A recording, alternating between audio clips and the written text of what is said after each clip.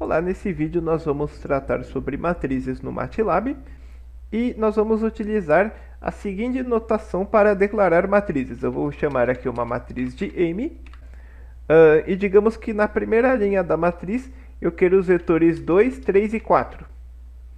Até agora é a mesma declaração de um vetor do tipo linha, né? Só que daí eu vou utilizar o ponto e vírgula para passar para a próxima linha. Então, por exemplo, eu vou querer que a próxima linha seja 4, 6 e 8. Vamos só rodar esse programa aqui para ver como fica. E você vai ver aqui que ele declarou o M, né? Ele usa o ponto e vírgula aqui para separar as linhas. E aqui nós temos a nossa matriz.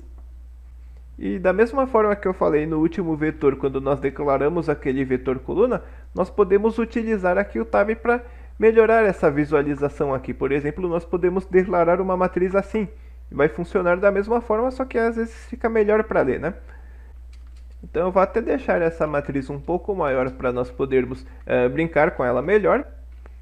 E nós temos uma lógica muito parecida com a lógica de vetores para selecionar partes da matriz.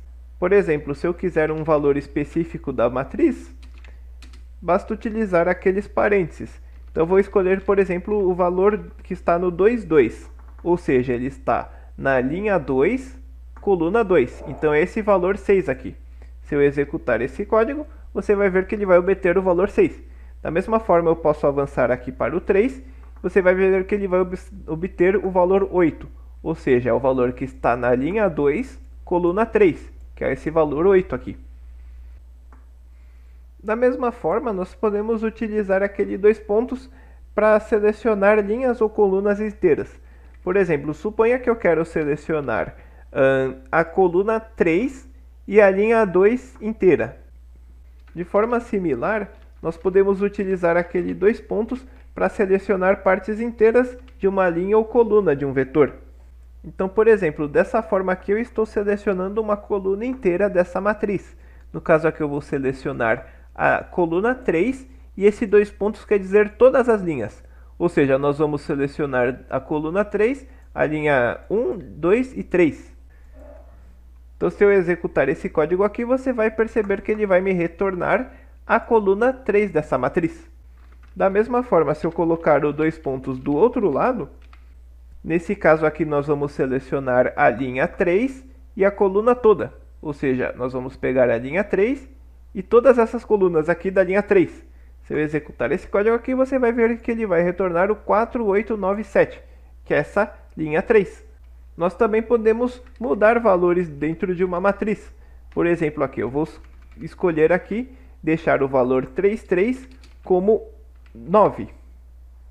Não, 9 foi uma má escolha porque o nome já estava ali. Eu vou colocar o valor 0. Então você vai ver aqui que depois de executar esse código, ele vai pegar o valor 33, ou seja, a linha 3, coluna 3, e ele vai colocar ele como 0. Antes ele estava como 9.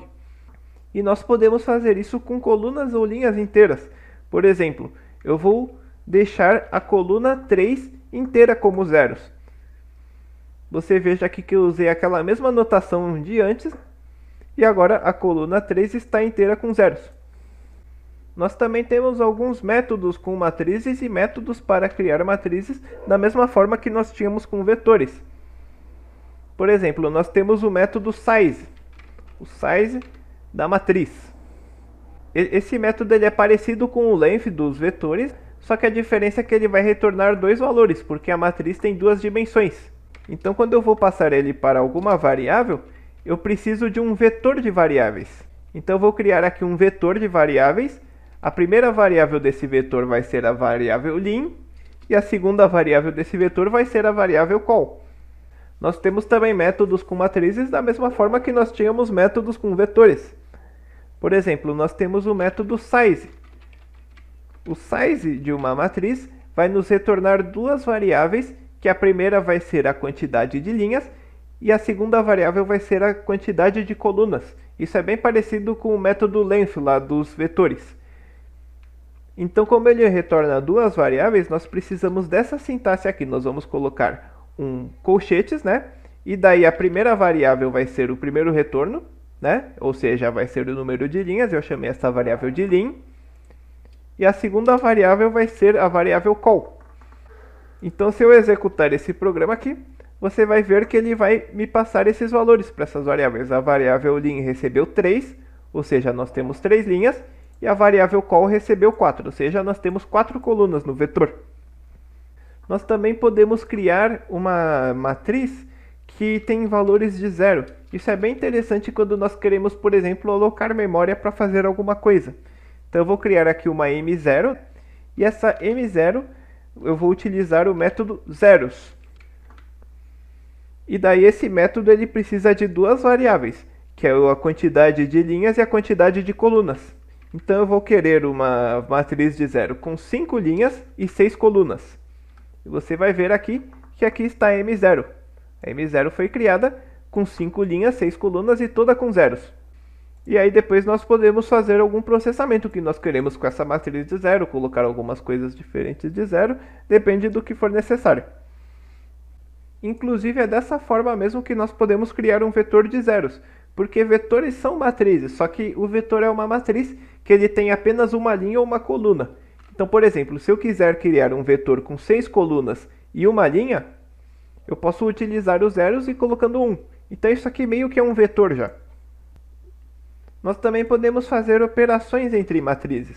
Por exemplo, nós podemos somar duas matrizes. Então eu vou criar aqui uma matriz M1 e uma matriz M2. Então aqui eu tenho duas matrizes criadas, a M1 e a M2. Veja só. E daí eu posso fazer uma matriz que vai ser a matriz soma, né? Matriz S, que vai ser a matriz M1 mais a matriz M2. E daí você vai perceber aqui que esses valores aqui são a soma elemento a elemento da matriz 1 com a matriz 2. Então aqui 1 mais 4 vai dar 5, 2 mais 5 vai dar 7 e etc. Nós também podemos aplicar funções matemáticas inteiras em matrizes. Por exemplo, eu vou querer aqui que a matriz 2 seja a raiz quadrada da matriz 1. Então eu vou colocar aqui SQRT, M1, que é square root, e daí você vai ver aqui que a matriz 2 vai ter esses valores aqui, que são a raiz quadrada de todos esses valores da matriz 1. E inclusive eu me esqueci de falar disso nos vetores, né? Mas agora que você já sabe que vetores são tipos de matrizes, tudo isso que eu estou falando se aplica também aos vetores. Ou seja, se isso aqui fosse apenas um vetor, ou seja, apenas uma matriz de uma linha só, isso aqui também seria válido. Veja só. Aqui nós temos aqui um vetor que é a raiz quadrada do vetor anterior. Eu vou voltar agora às nossas duas matrizes aqui com elementos. E outra coisa interessante que nós podemos fazer, que eu queria mostrar aqui, é multiplicação nos elementos das matrizes. Então eu vou colocar aqui M1 vezes M2. Você vai ver aqui que eu vou executar aqui. Só que aqui ele vai dar um erro. Esse erro aqui é porque ele está tentando fazer multiplicações de matrizes no sentido da álgebra linear. E você sabe que nós temos uma regra para multiplicação de matrizes, que o número de colunas da primeira matriz tem que ser igual ao número de linhas da segunda matriz. Mas nesses casos aqui, nós não vamos fazer esse tipo de multiplicação de matrizes. Nós vamos fazer uma multiplicação elemento a elemento. Por exemplo, eu quero multiplicar o 1 pelo 4, depois eu quero multiplicar o 2 pelo 8, depois eu quero multiplicar o 3 pelo 3. E nesse caso aqui, ele nos indica aqui no próprio erro que nós temos que colocar um ponto aqui na frente. Então eu vou colocar esse ponto aqui na frente. E você vai ver aqui que ele fez a multiplicação das matrizes. Multiplicação das matrizes entre aspas, né? Ele multiplicou os elementos das matrizes.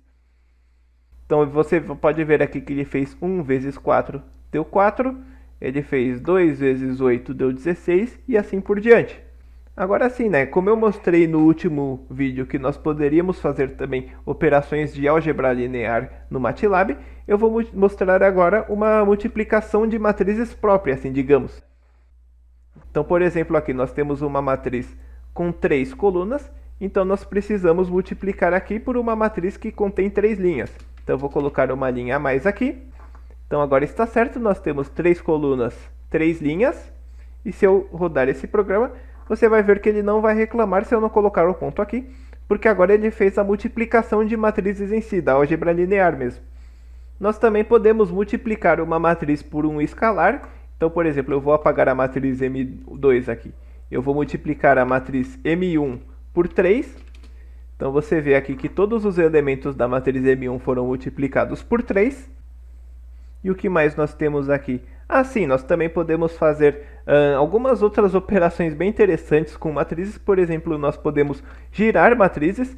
Então eu vou chamar aqui uma matriz M2 que vai ser uma versão girada da M1. Então para isso nós podemos utilizar, por exemplo, o método hot90, né? Opa, hot90 que seria rotacionar, né, girar em 90 graus. Então eu vou colocar aqui o M1 e você vê aqui que o M2 ele é uma versão girada aqui do M1. Nós também da mesma forma podemos girar em 180 graus, ou seja, nós vamos inverter as linhas aqui. Inclusive, se nós quiséssemos rodar ele mais vezes, nós podemos colocar aqui no final da matriz a quantidade de vezes que nós queremos rodar. Então nós vamos girar 90 graus e 90 graus, ou seja, 2 vezes. Isso vai dar 180 graus, que vai essencialmente inverter aqui as linhas dessa matriz. E é basicamente isso que eu queria falar nesse vídeo, né? Nós também temos muitas outras funções em matrizes e vetores do MATLAB, muitas eu nem conheço. Mas é isso, eu gostaria de encorajar vocês também a procurar um pouco sobre a documentação do MATLAB, né? Porque sempre tem alguma coisa interessante lá nova. Mas é isso então, busquem o conhecimento e até mais!